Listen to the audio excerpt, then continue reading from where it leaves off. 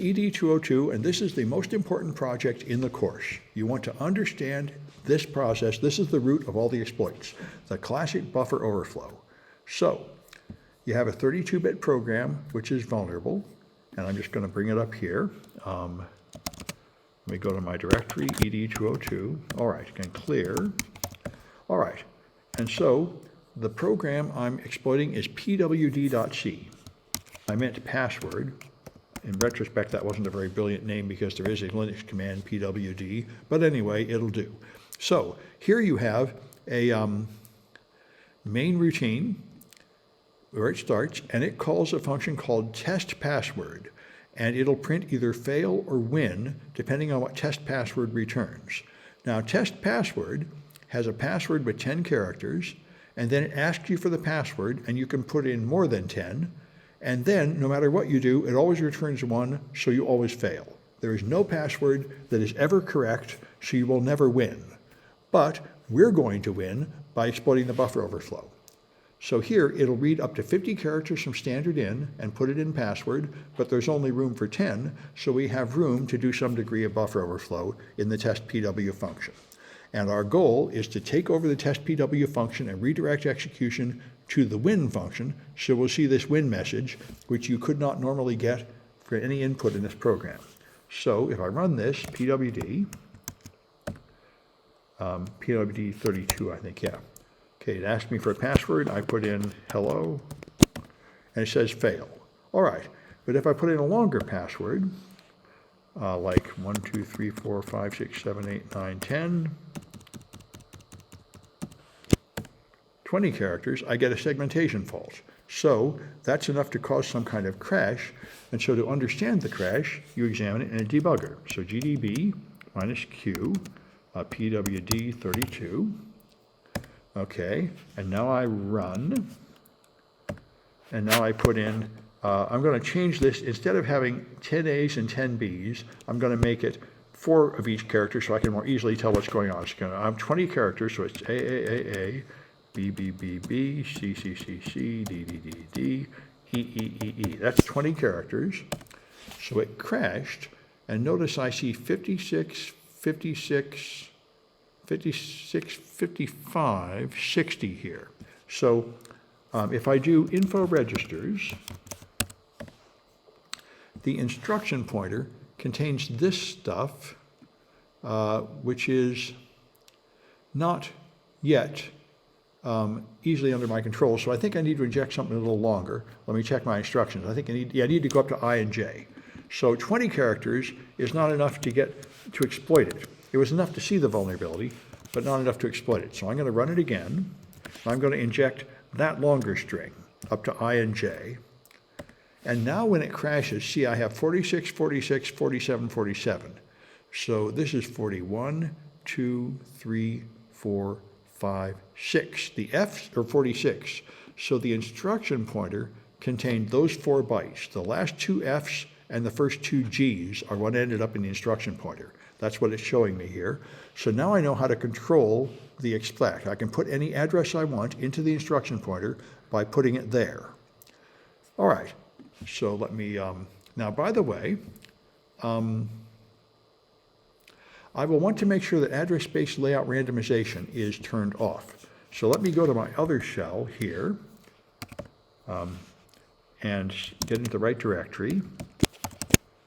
This is an important issue. Address space layout randomization randomizes the location of a program in memory. So if I run pwd32 and I just give it an A, it tells me the address is 646. Now if I run it again, give it an A, it's also 646. So right now, address space layout randomization is turned off. This is what I want. I want to make the attack easier. We'll do an attack that can overcome this later, but right now we're doing the simplest attack, and so you want it turned off. Now, if you keep seeing different addresses here, which is what you'll see on a default Linux machine, you'll get different addresses every time you run it. E6, FC2E6, FFE6, 2626. You turn it off with these 3 commands. Elevate to root, change this system variable called randomize VA space and exit, and then it will stop randomizing. And you want to make sure the randomization is turned off for this attack. So now We did the normal execution. Okay. And let's talk about how this, I didn't do this. Let's talk about how the stack works. So I'm going to go back to my debugger, and I'm going to run this program and put in a normal entry like AAAA. Put in 8 A's, which will fit because there's room, I think, for 10 characters there. So it runs and it doesn't crash. Now, I want to see what happened in memory, so I want to put a breakpoint in here. And the breakpoint goes at line 9. So I'm going to do list. We can do source code debugging because we compiled this with the -G switch, so we don't need to read assembly code. So here is where the buffer overflow happens. This is where it reads up to 50 characters from a user and puts it in this password that only has room for 10. So after executing that command is when I want to stop and see what happened. So it's on line 9. So I break on line 9. Now I run it, and I put in AAAA, 8 A's. Now it hits the breakpoint. Now I look at the registers with info registers, and I find the current stack frame, which goes from 5F0 to 608. Now I remember this number, 608, that is the end of the current stack frame. This is important because I examined the stack. So 20X ESP. Okay, and the end of it was 608. So here's the word starting at 600, 604. Here's the word starting at 608. So that is the current stack frame. And you see in there, here's the A's. A, and another A. So that's the letters I put in, go in the stack there. And at the end of the stack frame, this is the return pointer, 56, 55, 62, 61. That is a pointer to the next instruction to be executed, and you can see that if you do disassemble main. And here is the main function running, and here is where it called the subroutine test PW, and when it returns, it should pick up here, 56, 55, 62, 61. This is the next instruction after that call, and that is the instruction that was right there. So that's how it works. The address there is used to return when it returns from this subroutine. But if I put in enough letters to change that address, I can control execution. So I run it again. Yes. And now I put in the longer one, A, B, C, D, up to J. And now I do info registers.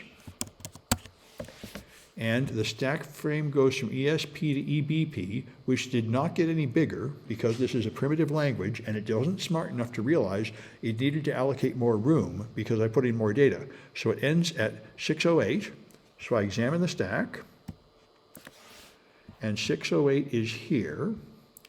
And there's the return pointer, 46, 46, 47, 47. These are the F's and G's that went in there. So now I know how to control the stack. And so that's what we've done. That's what this explains, what we've talked about before and done it again here. All right. So now we just need to select a location to attack. And we wanted to run the win function, so I disassemble win. Here's the win function. And so the start of this is the address I want to put in the instruction pointer to see win, that number, ending in 217. And I think if I go to my other window, I've already got the code ready to do that. That's going to be exploit PWD 32. No, PW 2A, I guess I called it. There, 56, 55, 62, 17. And there it is, 6217. So that is the address I want to put in. So I put in the A's, B's up to the first two F's. Then I put in those 4 bytes in reverse order, 56, 55, 62, 17. Then I put in the remaining stuff just to keep it intact. And that's what I print, the prefix, the EIP, and the postfix. So if I use that program, exploit PWT32, now for some reason in this program, I chose to write it into a text file this way. I ran it and put the output in an attack file. This is one way to do it. So if you run that program, exploit PWD 2A. It prints out this stuff, and it's A, B, C, D, E, F, and then 4 characters turn into only 3 printable characters, B, U, V, and one of them is not printable, but it's being printed. And to see that, you can put it in a file. I'll put it in a file called foo. Now if I do ls minus L, you'll see that foo is 40 characters long. I've read a total of 40 characters in this attack, and if I want to see it in binary, I can use XXD. XXD dumps it out in hexadecimal. So you see, here's the A, B, C, D, and here's the E, F, and then here's the 56, 55, 62, 17. And the 17, I think, is some non-printable character, is why you didn't see it. So you can see it does have the correct layout in hex. It's in that file called foo. So if I run, let me get the right syntax for this. It's run -- args, taking it from the input data. So I can go to my debugger and run with -- args, taking data from foo. And that should cause my exploit to work. So I'll say yes. It hits the breakpoint. Now if I do info registers, I can see that the stack ends at 608, the same as before.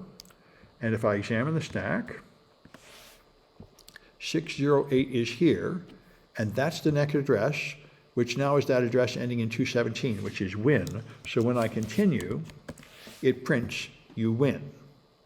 Then it crashes because the value before this was the stored EBP to restore the stack frame of the calling routine, and I didn't fix that. I left that at some corrupt value. So the calling routine will crash later, but I did manage to run the uwin function. So that's a full overflow where you took over control of the machine. All right, so there's a couple of flags to find there. And then you do the same thing with 64-bit code, which is very similar. In fact, you use the same source code and just compile it to make 64-bit code. And on some systems, you have to add this no pi to it to get rid of the address space layout randomization. On others, you don't. Anyway, then it's very much the same, but all the registers are now 64 bits long and they have different names. It's RBP and RSP and RIP instead of EBP, ESP, and EIP. But you can just do the same thing, overflow the stack, and then this is what the return value looks like, 2 words to be 64 bits. And you see again there is the first 2 Fs, all the Gs, and the first 2 Hs are the 8 bytes that go in there. So you can disassemble win and find the full 64-bit address of the win function, and then you can inject that in with Python code the same way, 8 bytes here, and you can again get it to say you win.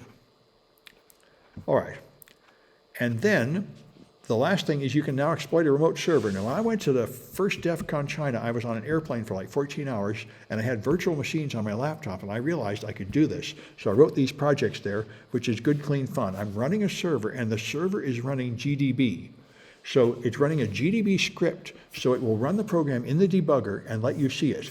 So you can send data up here. So I can send it a string, so I'll send it AAAA and debug it.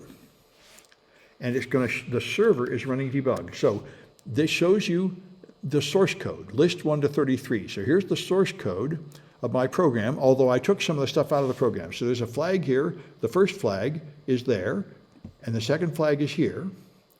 All right, so there's a main function. It calls something called key, calls something called get s. It gets a product key, and then it calls activate key. And activate is here. The key goes into a thing that's only 25 long. So here you can put in up to 100 characters of data. Here it can overflow the 25. And now there are keys to get. The first one is to put in character 7 at location 30, and then you'll get a flag. The second one requires overflowing it and hitting the win function. So the way to exploit this one, by the way, is not to use the form, but to just work with the URL. So let me just put the URL in a text editor. This is the best way to do this one. All right. And I want to get it to stop highlighting if I can. There, all right. So here is the URL. And let me go here. All right. So here I use the string I put in was AAAA. So if I make another one like BBBB, you can just change it in the URL there and go to that location to see the result. So let me drag this. I'm going to put these on the screen. I'm going to put this at the bottom and put it up here. That's probably there. So now you go here and just press enter. Okay, and now it has called it.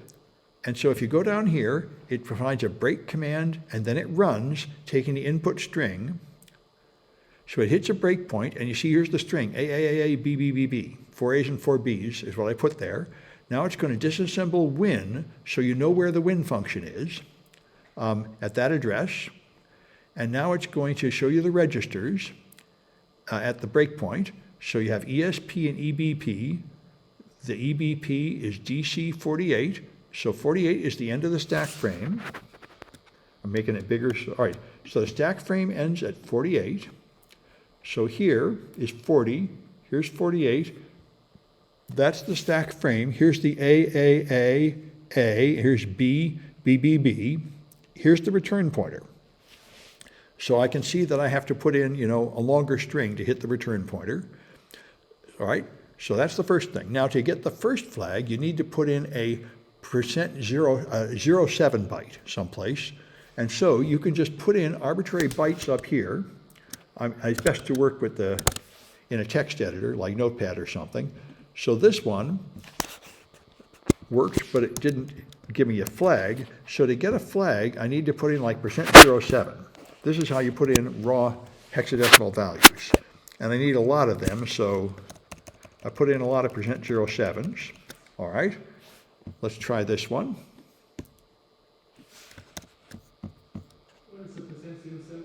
That is how you encode a hexadecimal value in URL encoding. So for example, if you were to put in a space here and press enter, the space will turn into %20. That's how strange characters are sent to web servers. You put a percent and then a hexadecimal value. So %07 is how you send a binary 7 to the server. And so now, if you go down here, you'll see the string I injected. I'm only seeing AABB. Looks like something didn't work there. Let's go down here and see. No, I probably just couldn't print them. Let's look at there. Here's the stack. Yeah, it worked. See, here you can see this is the stack, and here's my AAA, here's my BBB, and then there's %07, %07, %07. So I did send a bunch of %07s. Now, I don't think I'm going to get the flag. Nope, I didn't get the flag because I didn't put in enough %07s. You have to get the 30th character has to be a 7. And I didn't get a total of 30 characters here. But that's what you do to get the first flag. And to get the second flag, you have to find out what bytes control the EIP and then put in the win function. And when you run the win function, you'll find the second flag. So you can practice here on a remote server, and there are a series of challenges here where you get to practice this, making it a little bit harder and a little bit harder. So if I go back to 202, which is here. All right, so that's the first one. I just want to mention a few things about these challenges that students tend to get stuck. That one there, encoding arbitrary values with % and 2 hex characters is an important thing to know about. Let me get to it way down here somewhere. There we are. That was this one. Okay, there's 2 flags to find there. So here's, all right, now the next one, and there are some hints here to show you. This one you exploit a 64-bit server, and again with a string. So I'm going to make a second copy of this page because I lose it when I do this. All right, let's. Yeah, the server is listening. I think it's a Python script listening for this input, a PHP script, and then it calls a GDB script, which does certain canned commands. Yeah. You just spit out the output. Yes, it puts it in a file and then puts it available to the web server. Yeah. So here I'm sending up a string. So let's send AAAA, BBBB. Let's see how that works. when I hit debug, here's what this one is. Again, there's a flag to find here. You have to run the win function to find the flag. Again, you have a product key. It copies into 25 bytes, but it's running 64-bit code is the difference here. So the registers are 64-bit registers. And see, the base pointer ends at 60. The stack pointer is 30, and the base pointer is 60. So the stack goes from 30 to 60. So it is here. There, that's the stack. And this is the return pointer, I think, or maybe I got that wrong, 30 to 60. Here's the A's and B's.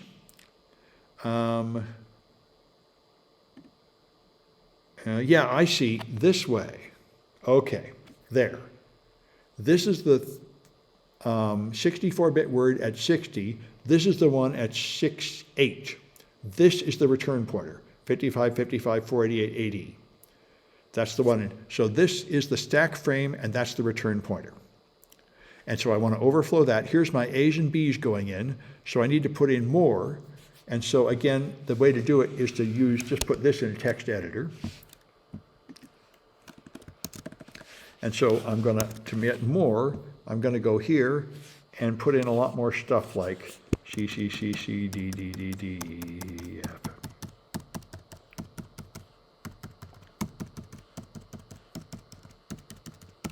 There, I got a lot of it. I don't really know how many. It doesn't really matter as long as I get enough. So if I go to that one, now my stack frame goes to RBP. It still ends at 60. So that is here. And you see it works. 4B, 4B, 4B, 4C, 4C, 4C. Some of the characters I put in have ended up in the return pointer, and therefore it's going to crash with that address in the instruction pointer. It crashed, and so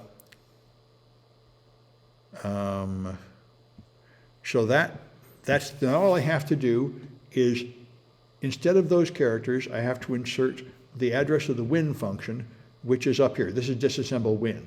That's where the win function is. So if I put in more careful characters here, I can run the win function and get the flag. And the last one is one that often confuses students here. This one here, you're exploiting a 32-bit server with address space layout randomization. And this time, you have to send it hexadecimal data, like 41, 41, 41, 41, because null bytes are allowed. So we're sending hex data, and you can debug it and then run it. And the debug button will remove address space layout randomization and execute these commands so you can prepare your exploit. The run command will leave it on, and it will give you a value that helps you find where the code is. It will print out something that you can see, and up here, I got to use a different browser. My attempt to make dark mode has fouled up this page, so let me go here. All right. So it's the last one. I want to demonstrate 4141. Okay. Now when you run it, it's going to, here it tells you the address of win, which is different every time. And now you can inject a string to take it. So there's two steps to it. It has an information disclosure here that tells you what win is. And if you refresh this page, notice win, I'll make it bigger, win is ending at 380F. If I refresh this, now it's 680F, 880F, address space layout randomization is on. And the win address is changing. So you'll have to customize your attack to whatever win address you see. Anyway, those are the various versions of this to try. And of course, they're all worth extra credit after the first couple. That's why 40 points are required and 75 points of extra. But this is the most important thing in the whole course. Practice doing a buffer overflow exploit until you understand how it works. And then everything else is just a minor variation on it. So that's all I wanted to demonstrate today. I'm going to